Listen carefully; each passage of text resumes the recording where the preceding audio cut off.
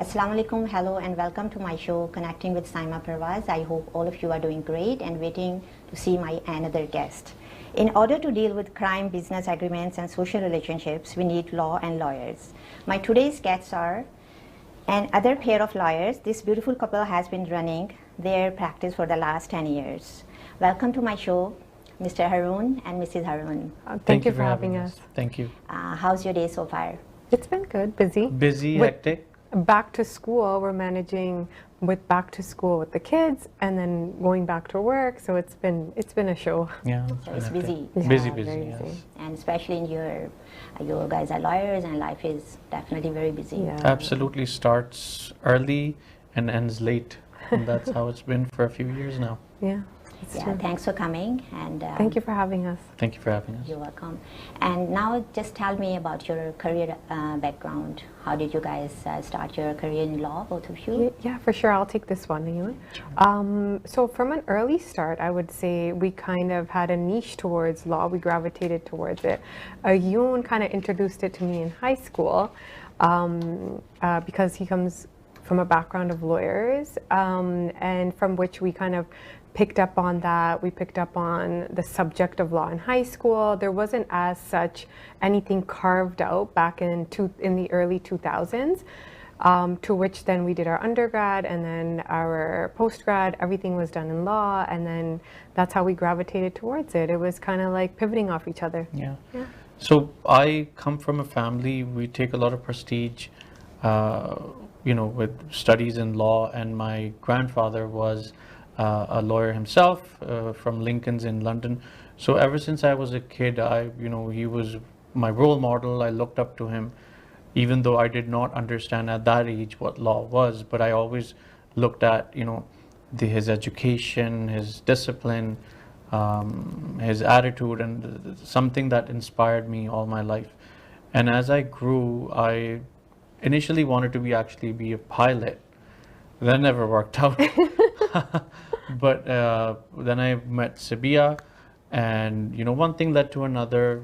We decided to pursue our studies in law, and that's where it took off. Mm-hmm. That's great. All right, so you guys are life partners and business partners. What are some benefits work together?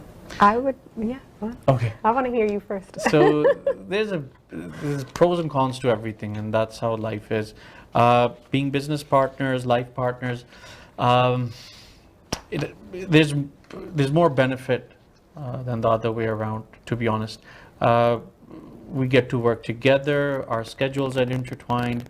There are things that we can assist each other with if we don't understand, because our practice areas are different.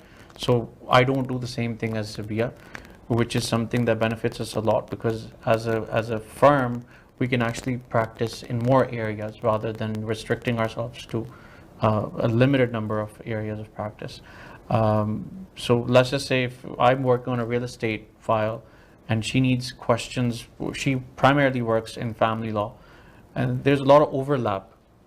Laws not very distinct. So if you're doing real estate, yes, it is distinct, but there are on many occasions there's an overlap between the practice, and that's where we sort of assist each other, exchange our experiences with our strengths. And I would say the drawback is that you are always together, but we've even conquered that, because we've told each other that at work we're not life partners, we're just business partners. And we close the door. We close doors. So if I'm going through a meeting, or if I'm going through a very stressful time, and she knows that I'm going through it, she knows that she's not going to come and even bother knocking on my door, and vice versa. Mm-hmm. When she's busy, I know that I'm not going to go barge into her office. So that's how we're able to maintain a stable relationship. Mm-hmm. Yeah, that's great. So it's understanding basically. Yeah. Yes. Okay. So which area of law do you guys practice? So I primarily practice real estate, immigration law. I do estate planning as well, so wills, power of attorneys. I believe Sabeeya is primarily practicing in family law and litigation. Yeah, so because family law intertwines with litigation, the most part, that's what really keeps me busy. But if I have like a continuing client who is now done, like wrapped up their services with family, and you know they're in a lot of satisfaction of it, then sometimes I then go on to see what their new needs are. So if they need me to put them in touch with like maybe a real estate lawyer and I don't do that, then I'll introduce them to the other lawyers that are in our firm. Yeah. So that's a benefit. Yeah. 100%, yeah. So we you pivot our even have clients to off each take the other. shortcomings and you have to make it a positive thing, right? Yeah. You have to give it a positive spin. Otherwise, you know, if you're very negative oriented, you know, one thing leads to another, and eventually that negativity encompasses the entire space. So you have to make sure that you're always positive. There are tough times at work as well when I'm stressed out and we have to converse. We have staff, but you know what? When you have such experience, you build that patience. You get to learn how to maintain your business, the structure, relationships, and the ambiance within your workplace. That's great. So which communities do you guys deal with? So we were having this discussion before that it's wonderful because Mississauga is so intertwined with all this multiculturalism that, you know, we have various communities seek our services. So not only just the South Asian, but it'll be like the Oriental communities, especially Vietnamese people. Then there'll be Polish and Italian. So we see a horizon of everyone actually. And I think that's what Mississauga is made up of. So we've been blessed in that sense, right? You know, a lot of law firms I know, they target the South Asian community, which is good. In particular, Yeah. Right? I believe that, you know, our scope needs to be much wider, primarily because, you know, when you're dealing with people with different backgrounds, it's not just the fact that you're getting multiculturalism in your firm, but also the fact that you get to learn a lot. Because a person maybe who's Pakistani or Indian who comes to me for something has different needs in comparison to a person who's Polish or perhaps Italian.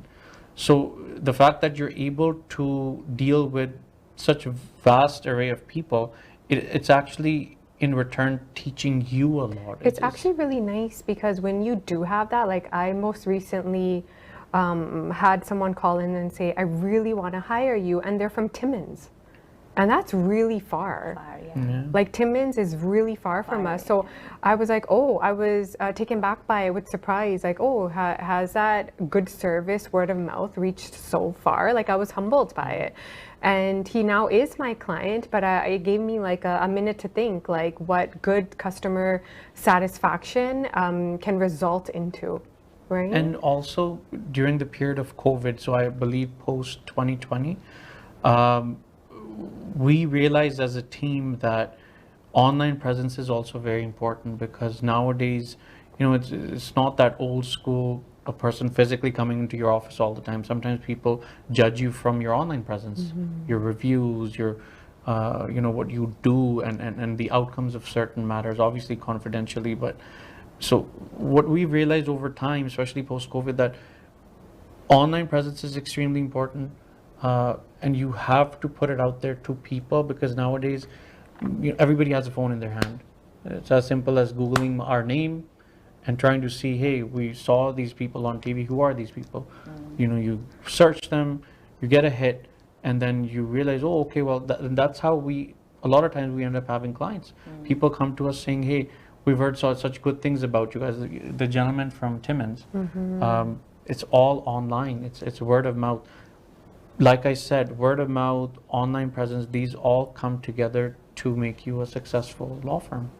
So your law firm is under your names, both of you? Yes, that's can correct. You say Our individual first name. Yes. Yeah. So can you just say the name of your firm? Ayoun and The Sabeeya audience? LLP. Yeah. Ayoun and Sabeeya LLP. And the phone number? So our phone number is 905-232-2793. Okay, so they're just gonna put your firm's name, and you guys will be pop up in Google Yes. and YouTube and anywhere, right? Thank you. Absolutely. Yeah. Thank you so much. Yeah. So if they like to reach to you guys, Yeah, so if they want to 100%. reach us, they can call us at the number that I just mentioned, 905-232-2793. And then we have a clerk that inputs the calls. And then we also offer 10 to 15 minute free consultation. So if you seek that and you say, you know what, I want that 10 to 15 minute free consultation, she'll book you in accordingly for whatever matter you may want to pursue. Business, Yeah. All right. That's Okay. great. Thank you so much. So which other languages do you guys speak? English and Primarily, yeah. Primarily we English, Urdu, and my mother tongue Punjabi. is Urdu. Yeah. I speak English. I also speak Punjabi fluently. I would want to say I also speak Hindi. I know it sounds very similar to Urdu, but yes. So I can also read Arabic thanks to our religion.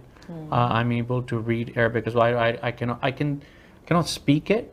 I cannot write It's it. so funny. Some We get a words. lot of Some Arabic words, clients. yeah, you have overlaps. We get a lot of absolutely. Arabic clients coming in thinking that we're also Arabic, and they'll hire us. And then after hiring us, they're like, "You don't speak Arabic?" And Yeah. I'm like, "I don't." We get that a lot. So But we can put in, certain measures if you want to be satisfied. But they're really happy, yeah, and then we break because it down. your last name is also a little bit different. Yeah. it's not a typical. Pakistan. I'm from Pakistan. My background's from Pakistan. It's not a typical Pakistani name. So often when people come to my office, they hear me talking in Urdu and very fluent Urdu, and they sort of ask me, "Hey, we thought you were Middle Eastern or Often, Persian, often. Farsi." And I'm like, That's no. what I thought when I met him. Yeah. No, nothing like that. All right. So it's for you. The in male-dominated society, which kind of challenges did you face? Yeah, so I would say when I first stepped into the practice, I did feel slightly intimidated when opposing counsel would try to use like a firm tone. But I still remember this one really good mentor that I will leave her name out of it. But she had advised me, like, you should take it with a stride of pride, because for you to come this far, it takes a lot. So that thought always rattles at the back of my mind when I feel that whether it be opposing or a difficult client or a difficult opposition who is self-represented, those are always the hardest to deal with. I always think, no, you know what, I'm going to power up. I'm going to channel myself through this, and I'm going to get this done. So I have this little internal voice that gnaws at me with this positivity, and I try to take it, and then I use that during the day. But when it totally comes crashing down, then I will knock on Ayoun's door. And just like any good firm, you can knock on your partner's door and you say, listen, you know what, this is what I'm challenged with today. Can you help me face it? And then when you have good staff, like, alhamdulillah, we're blessed with good staff, good people around us, they all help us channel our way through it. So that's how I think I kind of And today's go through women it. are strong, right? Yeah. Well, we're trying to get there. Thanks to this country as well. I mean, Canada, that we call home, it's allowed these stereotypes to break, because even today, if you go back to countries like traditional countries, conservative countries, I'm not saying one's wrong, one's right, but if you go to conservative countries, we still have that kind of this mental understanding of that the man's going to be working and the woman's going to be home, which is fine if it's working out for someone, but at the same time, there are occasions when women need to step up and they need to get into the workforce. And the fact of the matter is that women are an essential part of our industry, and it keeps growing. So hats off to women like you, Sabeeya, who have families, kids, and having all that, you guys are still taking out time and making sure that your presence is felt in the community. And it's not easy, Saima. It's not easy. Very Right? Yeah. So guys, I'm really enjoying talking to you guys. Thank you so much. No problem. And we're gonna go for a small break, guys, and we'll be back.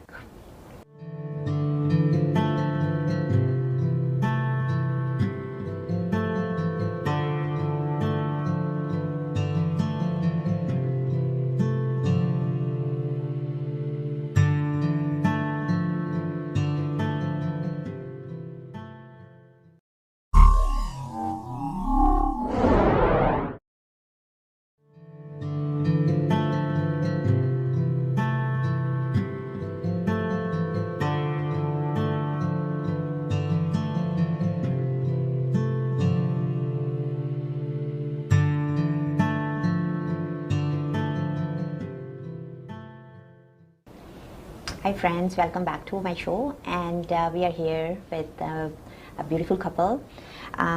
So how was your break? It was good. We had a chat about things that, are concerns about our community, how our community's progressed in the last few years, and what we need to do Yeah, what in we the need to, yeah. coming the next generation, what they need to do to make sure that they have a successful career. Law and lawyers shape the society. Being a part of the society, what are some ways we can help other people and we can improve the society? Any tips you guys have? So I would say like giving back, mentoring where you can, and educating the youth in terms of what important decisions they may want to take and having the knowledge when they take those decisions. We face this a lot in family law where, you'll have young couples wanting to divorce, and I don't automatically, create a plan where we just jump into a divorce, but, we introduce them to the idea of first separating, amicably finding your way through major problems if they think that they were, and helping them come to a clean break. So I always tell the youth, like, education is key. And when you're informed about a certain predicament that you may find yourself in, then you can, channel and navigate that more successfully. Right. Right? Something, I can talk about as well. For example, real estate. That's something that I primarily do now. A lot of people come to me and, our community is such that, one person said, hey, I purchased a property and I flipped it and I made $500,000. It sounds very simple. Right? Sounds easy. It sounds very easy. And then, this individual who's perhaps new to the system or is young will hear it and say, hey, that's an easy way to make money. And without actually getting informed about the actual process or talking to somebody that's a professional, somebody like us who's been doing this for years and years, they would just jump right in, and by the time they come out of it, guess what? They don't make that $500,000. They end up losing money a lot of times because they're ill-informed and they don't take that time to learn what it is. So at our firm, what we do is if somebody comes, a lot of times, first-time home buyers, people stuck with mortgage renewals, a lot of problems people are in. What we do is we are very personable. If somebody wants to reach out to us, we'll be more than happy to speak to them in an amicable way and perhaps explain to them what the process is. You need to understand how real estate transaction works. It's not just as simple as buying and selling. What does the buying involve? Taxes and disbursements, costs. There's a lot of things that you need to look at before you can make that decision. But the good part is that if you are informed, this country gives you a lot of opportunity to benefit and reap monetarily and have a successful career, a successful business, successful investment firm. So, we're more than happy to help people like that. That's great. So teamwork is always good, and we can get better output when we work together, right? I would say so, 100%. Yeah. I think teamwork teaches you a lot of patience. Is that number one for you? That is number one for me. The reason being is because when I work with people, there's a lot of learning around that. Yeah. Being a lawyer is very stressful. It can be stressful, I would like to say that. So there are times when I'm in my office and I'm in the middle of a situation and my clerk walks in and asks me a question that is perhaps completely irrelevant to what I'm in right now. The easiest thing to do is to snap, to get upset. Hey, why did you ask me? But that's where you have to observe patience and you have to realize, hey, you know what? You're in that situation and the other person is only trying to help you with your firm. So, in essence, patience is key. With teamwork? With teamwork, yeah. And then you learn every day, right? Like Yeah. when you have a good team, even if you're learning one thing every day that's new, I think that's being successful. Yeah. Of course. Right? So it opens you up to this amazing horizon of continuously learning new things. And, you know, I think that's what I would say success is. And you have to live every moment. Like we were discussing during the break as well. You don't have to chase your dream. You can live your dream. And a lot of people don't understand that. A lot of people think that, you know, this is our dream and you continuously work for it and you think that that's going to, but when that time comes, you're onto something else. Life is not designed that in a way that you achieve your dreams and that's it. You've achieved everything. Once you reach that point, you're onto something else. So it's very important to make sure you have a good team and you're living your dream every day. So even if it's a small success, one day at a time, that's fine by us. Yeah. How many people are in your team in office? So currently we have 5 people working for our team. Some of them are working remotely. We have 3 lawyers, we have clerical staff, and then we have lots of volunteers that are working for our firm. Yeah. So law students probably. Yeah. Yeah, law students. And then paralegal students. Paralegal students. Yeah. So they'll like find us and touch base with us, and then if we do have the time to mentor them properly, we'll take them on. But if we feel like there's already positions that are full, we'll tell them, you know, apply again within 6 months. Right. So what motivates you guys, like to just work hard? Where does the motivation come from? I think each other. Yeah, each other. Yeah. We'll drive each other's motivation. We drive it out of each other. That's true. Right? And the fact that we can give back to the society. I was just going to say, like, when you have clients come in with a certain problem or a predicament, their problem drives you to want to, you know, help them reap the best possible reward or, you know, outcome. And our clients, you know, kind of channel us in that manner. Yeah. And it's that continuous feeling of wanting to do the best for your clients. And the thing about Ayoun and I is, like, we're not your typical billboard law firm where we have hundreds of clients coming in and we don't know you and you're by a number. We get to actually know our clients. We know their materialized facts. And, you know, we want to resonate with them. So when we provide a certain scheme or an idea to pitch forward, we make sure that it fits their lifestyle. And it also helps you with advertisement. And one may ask how. It's because when you're giving back to the community and when you're personable with your clients, it spreads word of mouth. So if I'm dealing with a client who I've given a very wonderful experience, that it is in most likelihood that person will go out to his friends and family and say, hey, I came across this lawyer. He sounded very knowledgeable. He was calm, he was patient, he was listening to my problems, and he was able to address how to fix my issues. And, you know, that person would definitely make recommendations to their friends and family.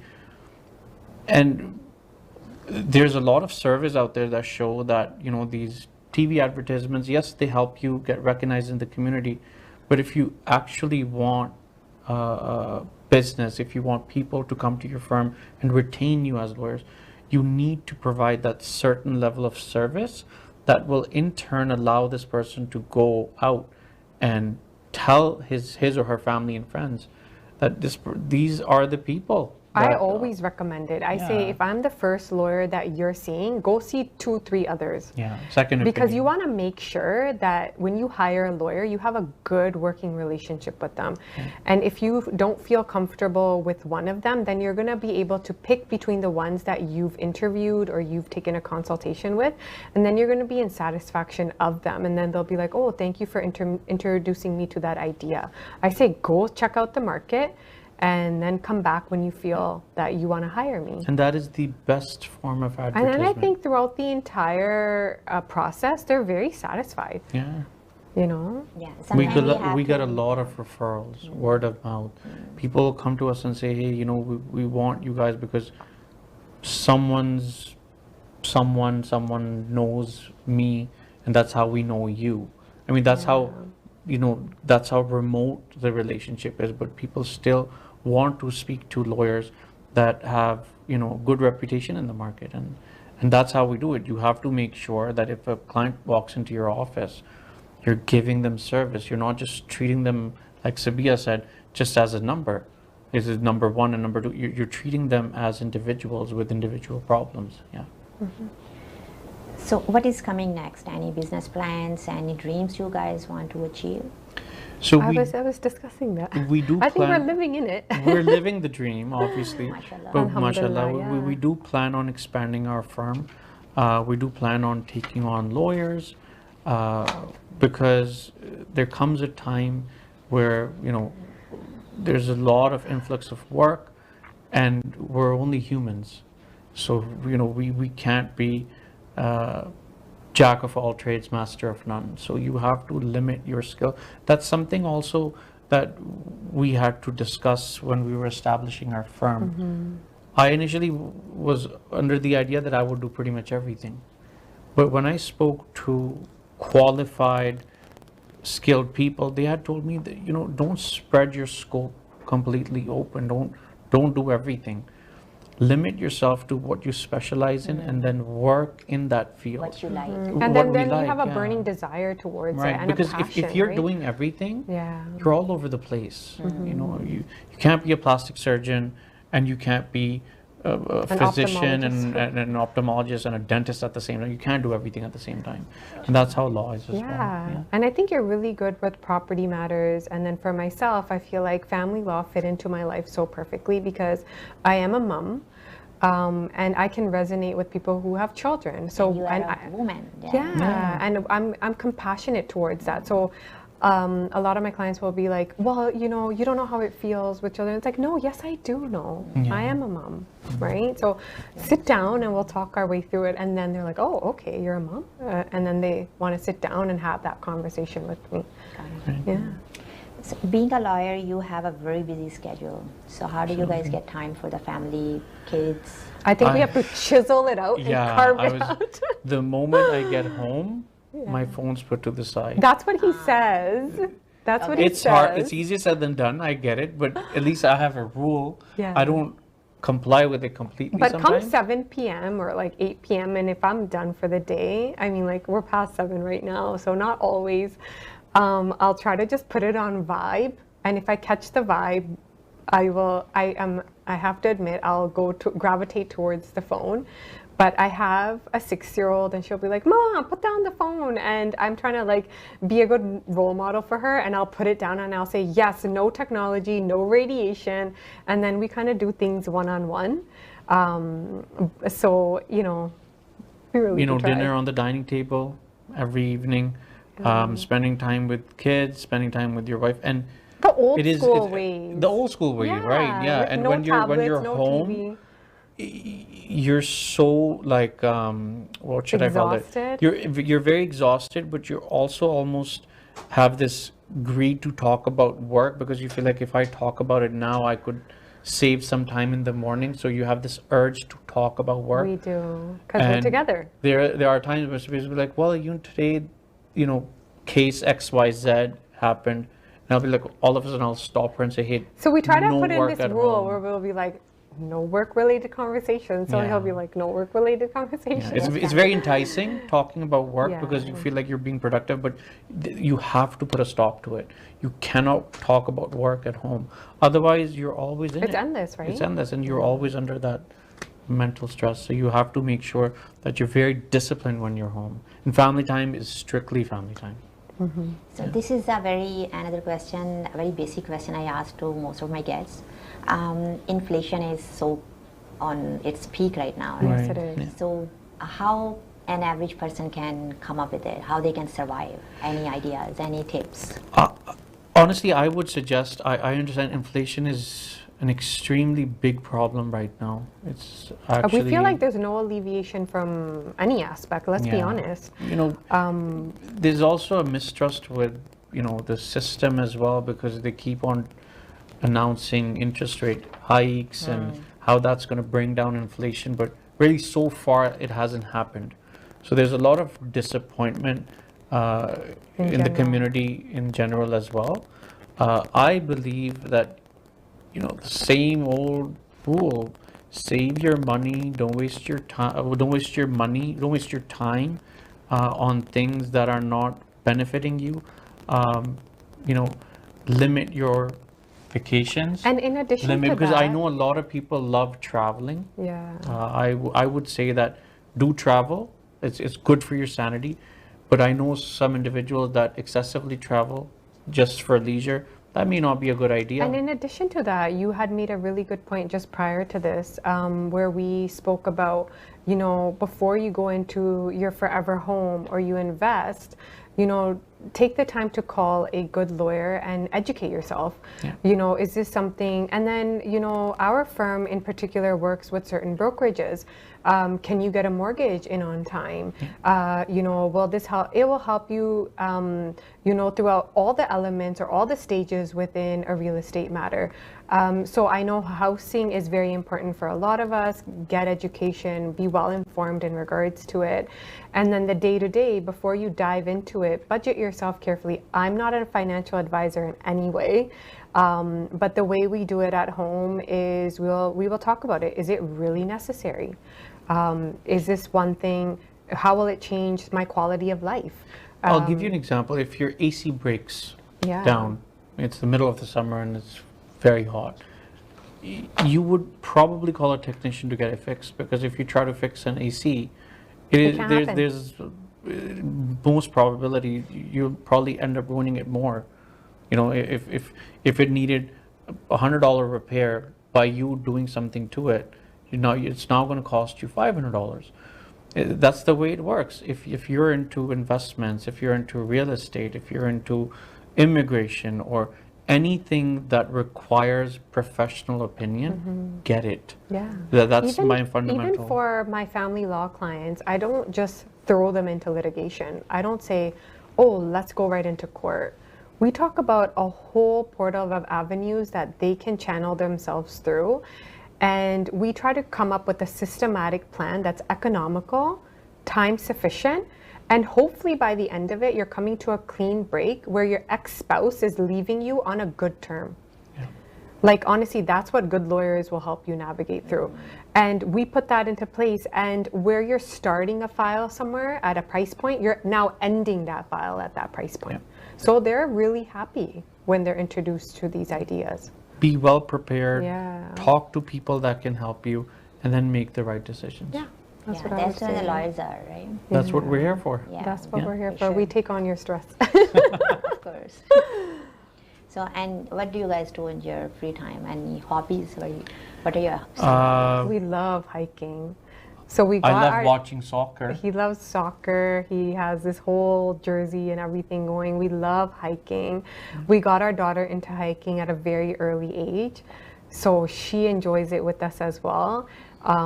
So that would be primarily it. Whenever we You can, like to travel? we love to travel where there are mountains so we can hike. Yeah. Those are our hobbies, right? And swimming is a must. Like every summer, we have like a pool in the backyard. We dive in, and we have our 6-year-old learning swimming now too. So Annual that's, barbecues with yeah. family. There's a lot of stuff that we do. Yeah. the casual stuff. Yeah. Thank you so much for joining me today. And I hope we're going to see each other again. Yeah, And likewise. Inshallah. Thank you so much Absolutely. for having us. Thank You're you a for having wonderful us. host. hello, friends. Thanks for watching my show and all of your love. Life is too short to be unhappy. Stay happy and healthy. See you in my next episode. Bye.